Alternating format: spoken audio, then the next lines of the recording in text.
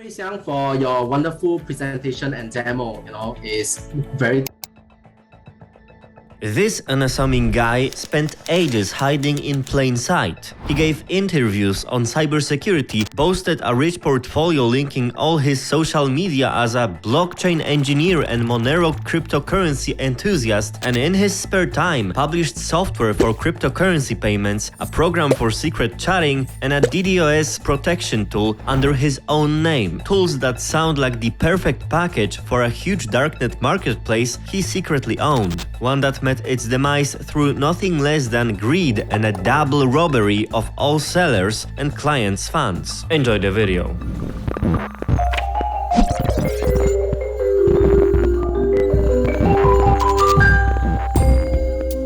First, I would want to clarify what exactly darknet markets are, so we're all on the same page. The easiest way to imagine a darknet market is as an equivalent to eBay or other e-commerce website, but with a slight twist. The listings on darknet markets are quite different, offering all kinds of illegal goods, substances, and different stuff that sometimes is even on sale. Practically anything you can dream of that is hard to obtain legally can be found here. Typically, a small group of owners runs the service under various pseudonyms to maintain anonymity, and payments are made using a wide range of cryptocurrencies. Everything is designed so that anyone who knows where to look could create an account and make a purchase, and anyone who strikes a deal with the owner of the site could become a seller there. Over the years of darknet's growth and expansion, these types of markets have sprouted like mushrooms after rain. We've also witnessed many rises and falls of such websites, with of course the most famous case being Ross Ulbricht's Silk Road, becoming the subject of countless video essays, documentaries, and books. The management of such an operation is indeed a topic one could write about endlessly. Each rise and fall of another darknet service could inspire yet another Hollywood production. The analysis of mistakes made by self-made drug barons who at the same time look like they could study computer science is simply fascinating. And the story I'm about to tell you today is no different. It's full of oddities and very basic human errors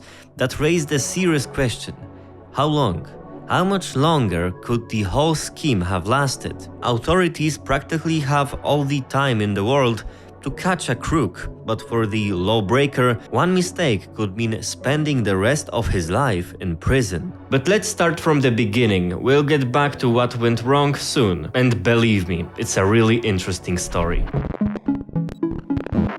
Incognito Market was launched in October 2020. The main admin of the website went by a nickname Pharaoh. From the very beginning, it operated like any other darknet market, facilitating the purchase of various goods from independent sellers. The site functioned solely as an intermediary in transactions, which is crucial to note. When making a purchase, all client funds first went to the site's account and only later to the seller's sub-accounts, from which they could withdraw the money as they wished. Incognito Market earned a 5% commission on each transaction. Investigators determined that over the years of operation, over $100 million had passed through the site, paying for over a ton of illegal substances. This made the owner millions of dollars in profit.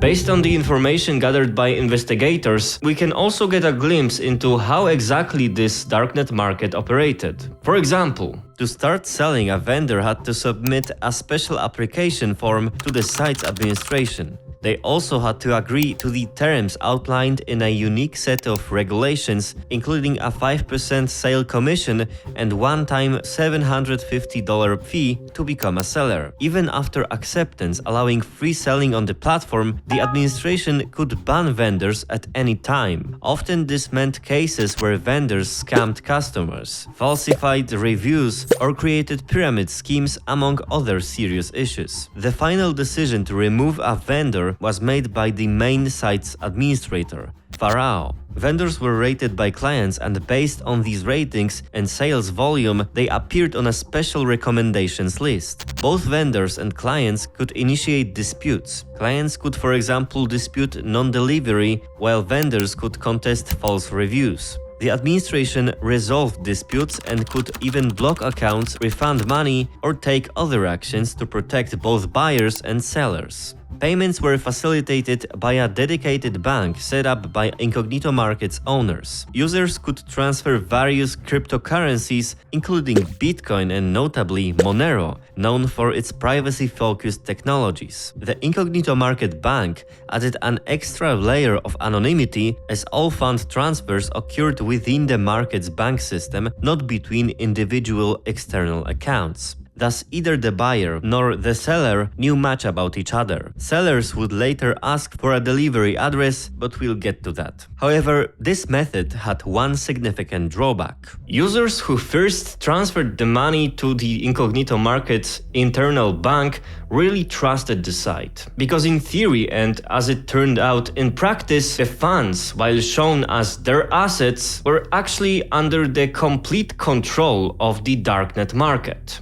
Incognito Market also had a special service of anonymous encrypted chat between users. What's interesting is that the market also had a special program for social management of the website. In this way, various users who in some way contributed to its development, for example, they sold a large number of products and already have some experience and trust, they could decide on the direction of development of the entire website. For example, introduce new rules or change the old ones.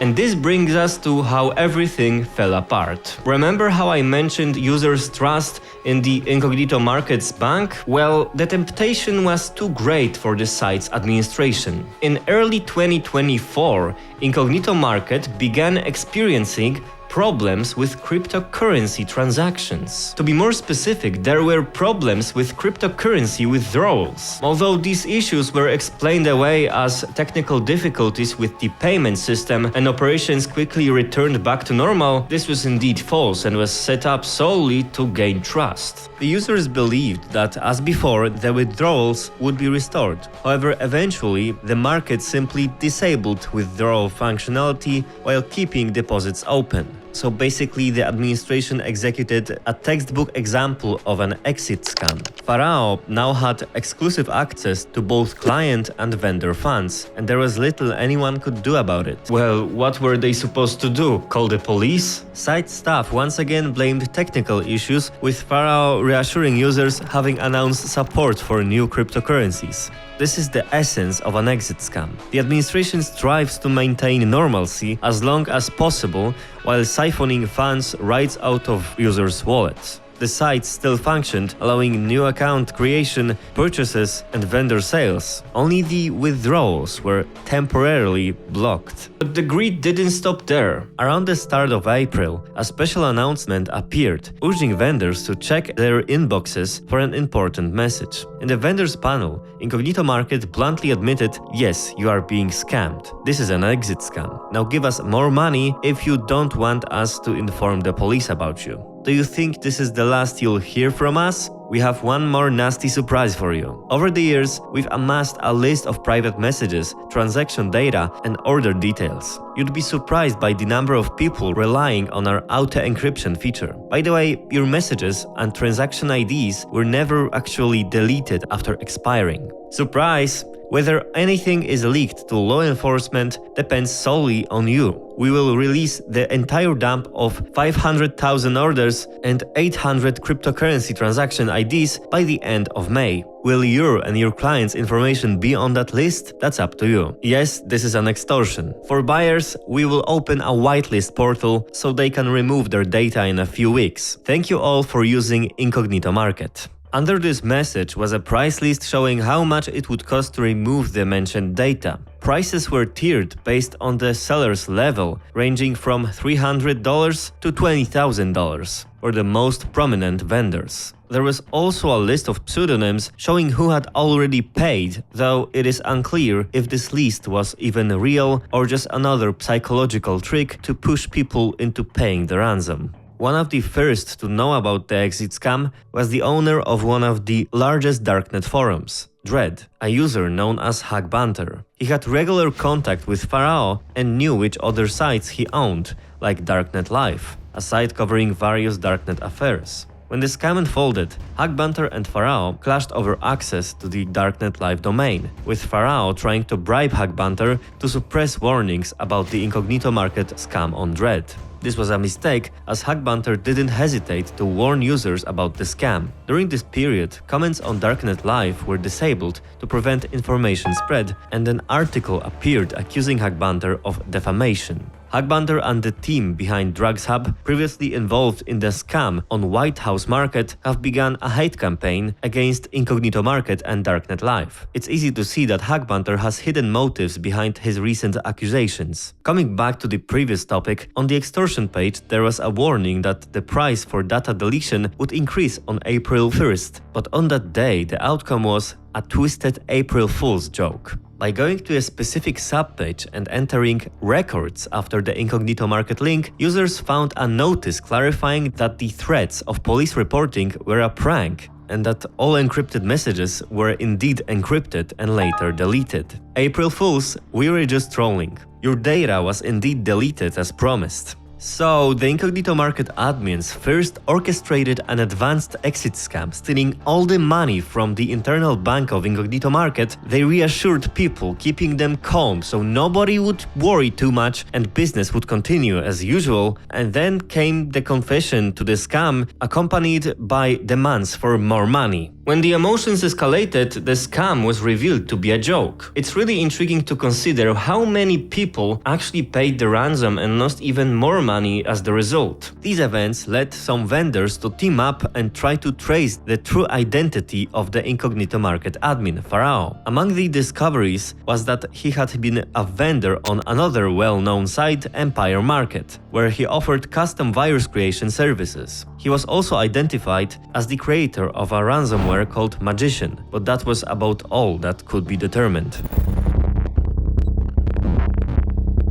However, the scammed vendors were not the only one who were tailing the user Pharaoh. During all this turmoil, law enforcement had been already conducting an intensive investigation, driven by the long-standing interest in getting to know the Incognito Market's administrator more personally. Eventually, they succeeded. Behind the enigmatic nickname Pharaoh was none other than a 23-year-old blockchain engineer and Monero enthusiast named RuiSiang, who had been active in the Monero cryptocurrency community for quite some time, with everything conveniently linked on his portfolio webpage, showcasing all his social media, essential for advancing his career in this field. These actions turned out to be short-sighted. RuiSiang thought that he was some sort of Gus Fring from Breaking Bad and that he could remain hidden in plain sight. His Twitter, for instance, featured a last tweet analyzing the flow of funds on popular darknet sites, where unsurprisingly Incognito Market was listed. As mentioned before, he was also really involved in cybersecurity space, even giving interviews himself where he discussed one of his DDoS protection tools, POW Shield, available conveniently on his GitHub. Other intriguing tools, like a fully encrypted chat service, could also be found there. RuiSiang also made other big operational security mistakes. According to the court documents, he withdrew cryptocurrency directly from Incognito Market to an account registered in his real name. This account was verified using his genuine, original driver's license. This wasn't an isolated incident, such withdrawals occurred multiple times. On one occasion, when a payment processor flagged a transfer as coming from a suspicious source, a Darknet Market, he even publicly criticized this service on a forum, which further helped investigators pinpoint the exact transaction and account involved. What's interesting to know is that Hackbanter, whom I mentioned earlier, also commented on uncovering Pharaoh's true identity. It was relatively easy to link this to him. I was 90% sure, so I bluffed that I knew who he was. He kept typing for 2 minutes, then paused and responded with a simple "lol, not me." For those curious, as a preliminary check, I was looking for someone involved with NFTs as confirmation, and his site screamed I have an NFT collection. When the extortion case started, I began reviewing his posts and previous usernames. None of this was useful, and I didn't initially believe it was the same person. Later, I stumbled upon a comment where he mentioned XMR nodes, which I initially ignored, but then recalled that he had said he managed multiple XMR nodes and Tor relays. I went back to that comment. One of the XMR nodes he listed was indeed familiar, but there was another one I didn't recognize, so I decided to check it. It wasn't on any public lists I had seen, but after further searches, I found it on another list of nodes hosted on RuiSiang personal website. I thought he couldn't be foolish enough to share his own nodes like that, but his site immediately convinced me it was him. NFTs, GitHub with the DDoS shield. My only doubts were that it seemed too easy, and I worried I was too focused on the NFT aspect. But then he simply denied it. Now that it's confirmed, I should have been more confident and insisted harder, but I don't think it would have changed much knowing what we know now. But the mistakes didn't end there. RuiSiang paid for the Darknet Market's domains directly from the Incognito Market's crypto account, and then proceeded to register them under his own real name and personal details. This once again directly linked him to the Darknet Market. Investigators even found internal system sketches for his website among his emails, alongside many other insights into the operations of this substantial Darknet endeavor. RuiSiang was overly comfortable using Gmail and other Google services, assuming no one would ever dig into his search history, yet they did so extensively. He googled specific questions on DDoS protection strategies which directly related to keeping his Darknet empire safe. He also searched for information on building an online casino, coinciding with such a project starting under Incognito Market's wings. Additionally, he looked up details about three-way chat systems, which is linked to a tool he developed for his Darknet site, and then he even hosted it on his personal GitHub. He posed different various questions tied to expanding the functionalities of his Darknet business. However, the decisive nail in the coffin came when the FBI received a warrant to take an image of the server hosting Incognito Market. To execute this, the server, and thus the site, had to be taken offline. This occurred at 23:30 UTC. Less than an hour later, shortly after midnight, sporadic yet intense Google searches were logged on how to fix a down server. All these searches were made while logged into his personal Google account. These situations weren't simply a coincidence. There were simply too many pieces lining up. RuiSiang essentially unmasked himself piece by piece, handing law enforcement everything they needed, assuming no one would pay much attention to him. RuiSiang's final biggest mistake was booking a flight to Singapore with a layover in the US, where police were already waiting for him at JFK Airport. Then the justice was served. On May 18, 2024, RuiSiang was arrested for orchestrating an illegal operation with a certain poetic justice tied to his greed and deceit. He scammed many people, and in the end, he himself was robbed of anonymity and freedom, facing at least a life sentence for his actions. He was charged with operating a criminal enterprise, drug conspiracy, money laundering, conspiracy to distribute misbranded and counterfeit drugs, and more, backed by a lot of evidence that is hard to refute. So don't buy or sell drugs online, or anywhere for that matter, okay? Don't make too many enemies, and don't be greedy, because it's simply not worth it and it annoys everyone. Stay safe on the internet. Thanks for watching.